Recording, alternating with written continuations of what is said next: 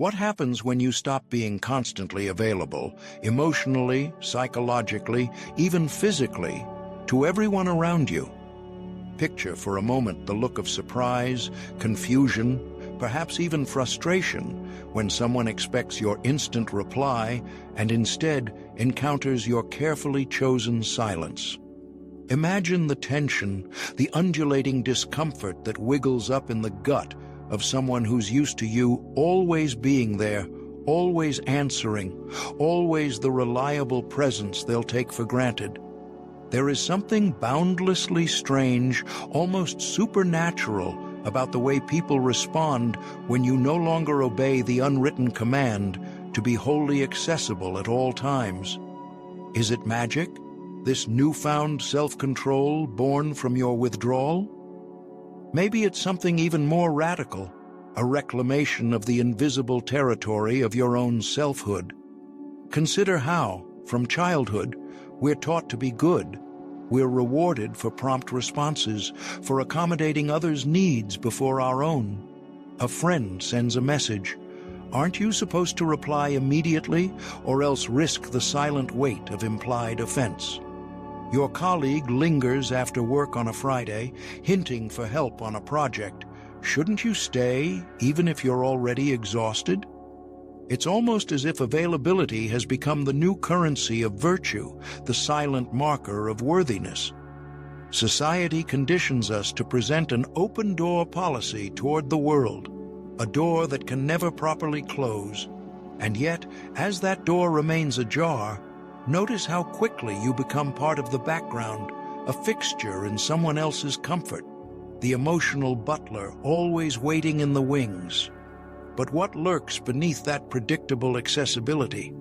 It's not merely convenience, it's a kind of subtle power that others hold over you, sometimes unwittingly. When your reactions are immediate and always predictable, you become easy to read, easy to manipulate. It's curious, isn't it? In a world that idolizes the reactive, the ever-available, the truly mysterious person, the one whose moods, intentions, and energies are self-controlled and sometimes gently withheld, becomes almost mythic. People lean in, hungry to know what's happening behind the curtain. Why is he so composed? Why doesn't she rush to soothe every discomfort? Let's dig deeper. What does constant availability truly cost you? At surface level, perhaps it seems generous or loving, even necessary. But with each yes spoken out of habit, with each smile offered to avoid the discomfort of someone else's disappointment, a small part of you recedes. You learn to abandon yourself, little by little. The needy child inside, desperate to be valued, grows up into an adult who believes that their worth lies in being ever-present, ever-pleasing, ever-sacrificing. And yet, isn't there a moment, in the quiet of a late night or in the sudden hush during a social gathering, when you feel the ache of emptiness, a tiredness that goes beyond the physical? This is emotional exhaustion. This is the erosion of the self. Why do so many of us fall into this trap? It's the quietly whispered illusion. If you're always giving, always available, eventually you will be recognized. Someone will notice, you tell yourself, and this constancy will finally be enough. But enough for whom? For you or for them? Carl Jung, the Swiss psychotherapist and philosopher who spent a lifetime mapping the unseen corners of the human psyche, offers a counterintuitive wisdom. The process of individuation, becoming an actual whole person, begins not with pleasing others, but with reclaiming your own boundaries. Individuation means learning to draw lines, to say no, to become acquainted with the loneliness and the strange power of your own separateness. Jung writes, "Everything that irritates us about others can lead us to an understanding of ourselves." Have you ever noticed how your irritation grows in the face of someone demanding your attention, your time, your care? What if that irritation isn't just a signal to comply, but a prompt to look inward, to ask yourself, what part of me am I giving away? Choosing yourself, reclaiming time and energy for your own purposes, can at first feel selfish. Yet, paradoxically, it's the beginning of an authentic life. When you decide, quietly but firmly, that you will not always be at the beck and call of others, something ancient and inner wakes up. You find yourself becoming more whole, more present, not to everyone else's needs, but to your own unfolding complexity. So who, after all, profits from your constant readiness? Is it really you? Or is it the world, which sees in your availability a resource to be drawn from endlessly, never stopping to ask what you might need or want?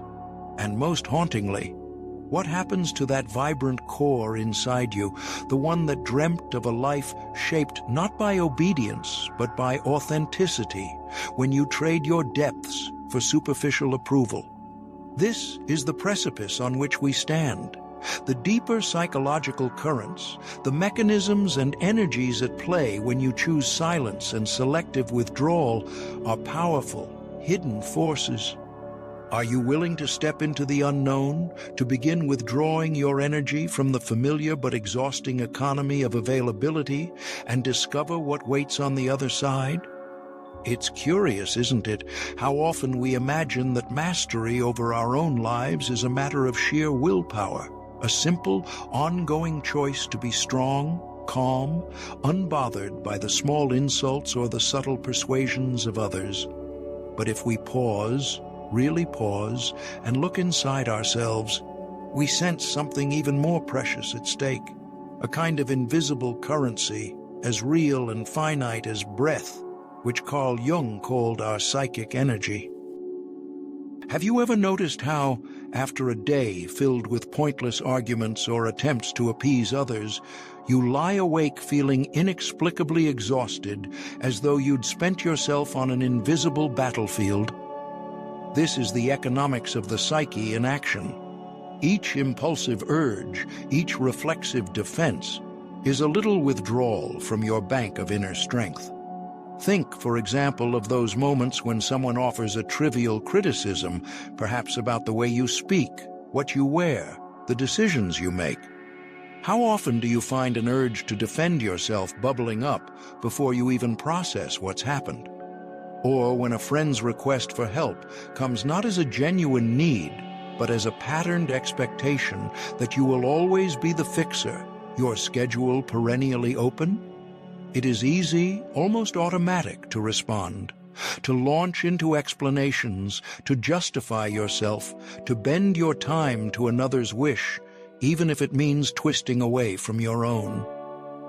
In each of these moments, you may sense a small, almost imperceptible leak in your spirit, something precious draining away, leaving you slightly less yourself.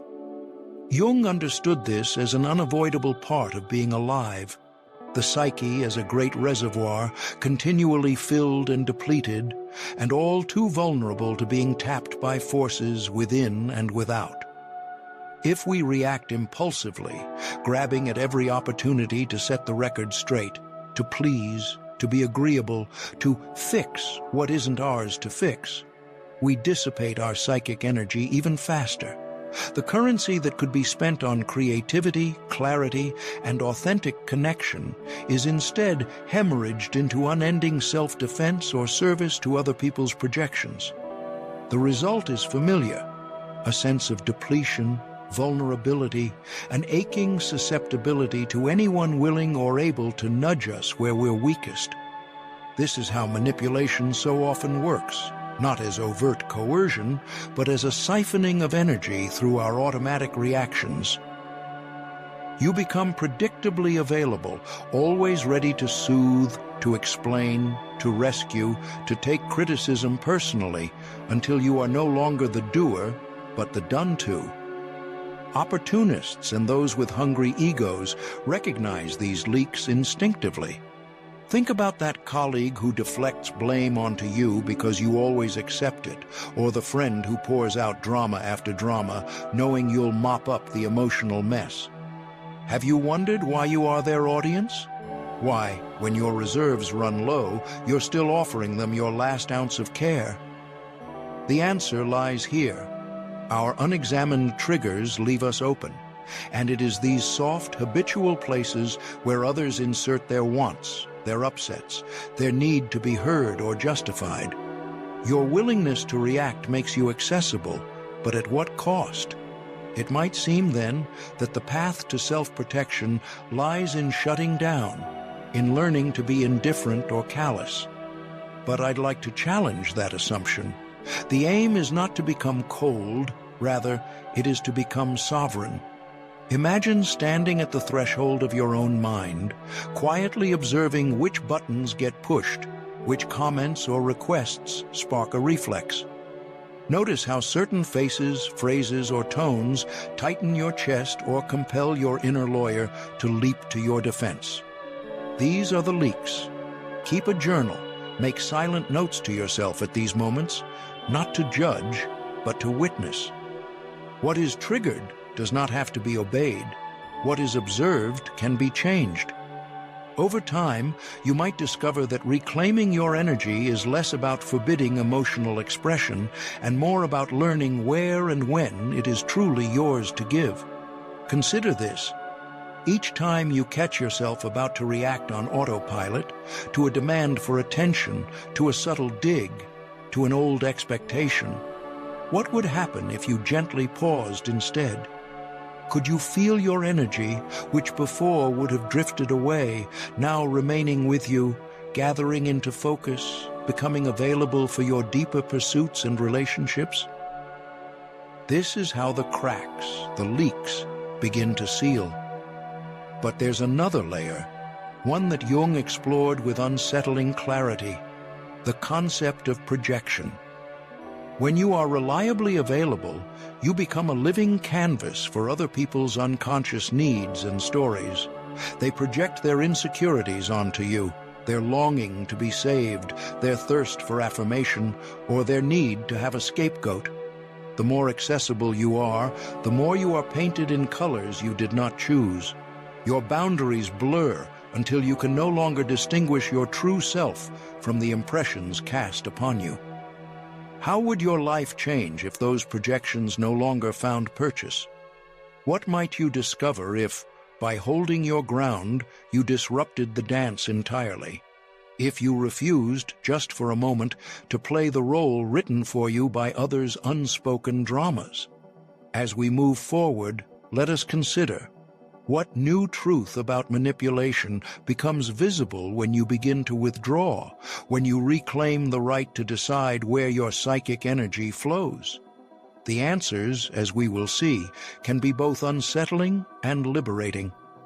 Let's look beneath the sunlit surface of our daily interactions and ask, who are you, really?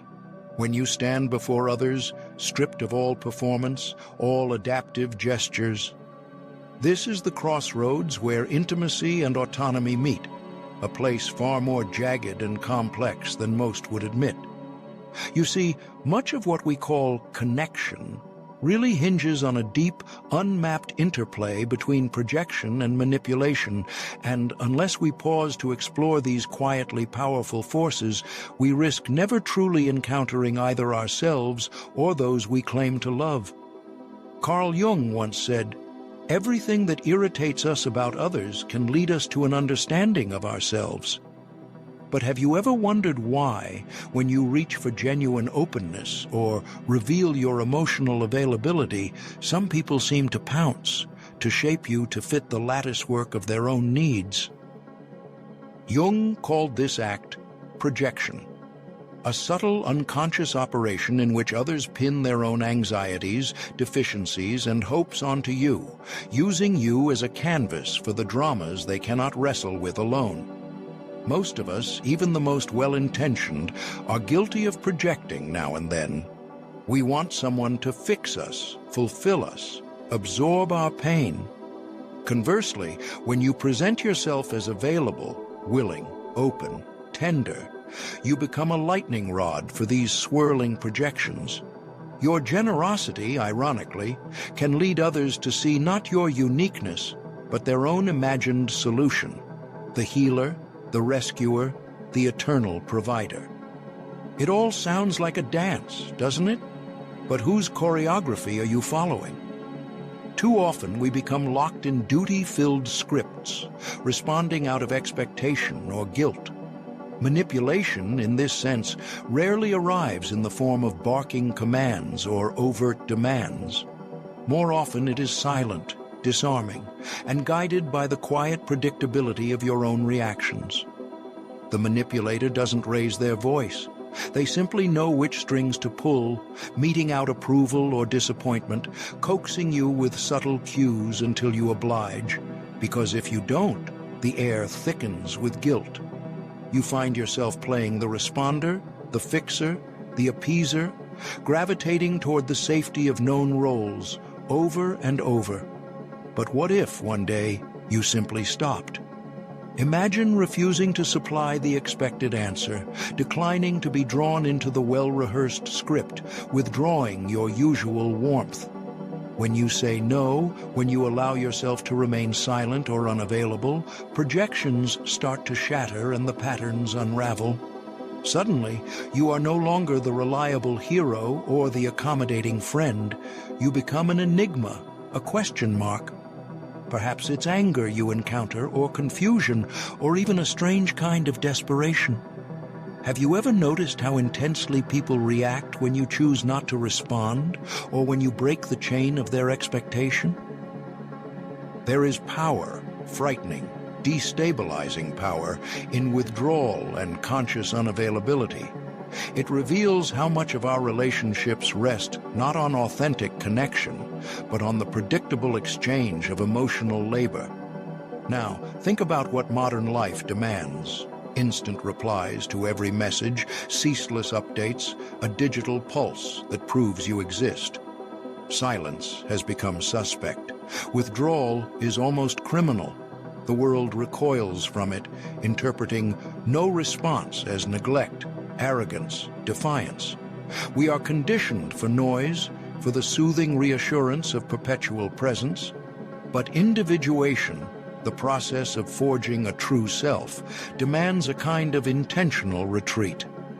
Why do we find this so threatening? I invite you to sit quietly with the discomfort for a moment. Could it be that the silence unmasks not only your detachment from others, but the absence of an inner voice you've rarely allowed yourself to hear? This is not a call to be cold or unreachable. No one thrives in emotional exile. But there is a profound distinction between retreating with awareness, using silence as a tool for clarity and self-mastery, and simply becoming numb or unavailable out of fear. Silence is not avoidance if it's chosen with lucidity. It is not an abdication if it comes from strength rather than resignation. The price, though, can be steep. Some relationships, revealed to be built on little more than mutual projection, fall away. Friends may accuse you of being standoffish, insensitive, or selfish. You may find yourself walking through stretches of loneliness that once were filled with the comforting noise of shallow exchange. Yet here, in this very discomfort, transformation grows. The value of silence is not in the emptiness it creates, but in the deep presence it makes possible. In refusing to be a puppet for the projections and patterns of others, you re-enter your own sovereignty. You listen, not to the clamor outside, but to the still, insistent voice within. It is a reset, a quiet revolution, a reclaiming of space once surrendered. And so, as you linger near this edge of solitude, remember, true silence is not a void. It is the fertile ground from which you can be born anew, untangled from the web of others' desires, alive to the possibilities of authentic, chosen connection. This is not the end, but a necessary prelude to the next act, when stepping into your own aloneness may transform not only yourself, but all your encounters yet to come. Let me ask you something that seems simple, but on which the entire weight of a life can rest. What does it truly mean to be available? The phone buzzes, The inbox fills. The world tugs at our sleeves in 1,000 little urgent ways. We answer, we smile, we show up.